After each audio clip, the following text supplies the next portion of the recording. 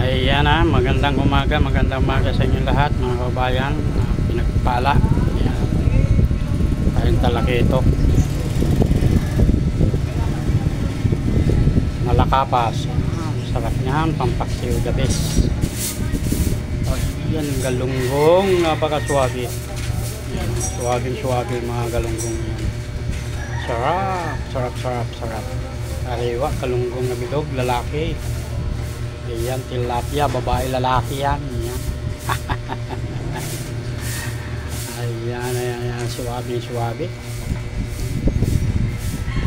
Isugo, oh. Sarap naman yun. Napakasarap, suwabe. Depende na sa pagluto yan. Yan ay talagang malinamnam. Sa paglagay na rekado kung paano siya sasarap.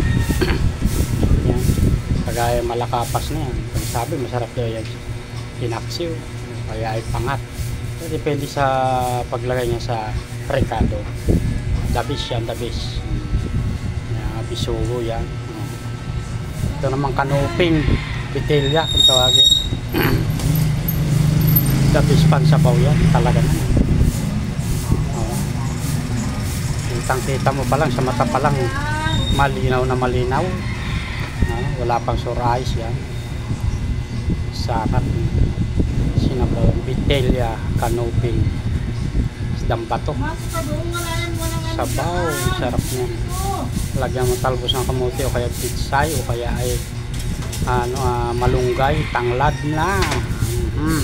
Musok. Siyempre hindi mawawala ang bangos. Parang napakasarap niyang bangos. So, bangos, dagupan niya. The best talaga. Siyempre the best din na hindi mawawala yung palmusal sa umaga. Pag nagtinda ka, dahil na kailangan meron kang pandesal at saka yung kape ay suwabe. Usok naman. Ayan, siyempre hindi mawala pag mayroon kang isda, kailangan may bigas yan. Ayan. Suwabe. Bigas at saka isda magkasama na yun. Wasar na wasarinaw. Ayan, wasarinaw talaga. Yan, sarap naman.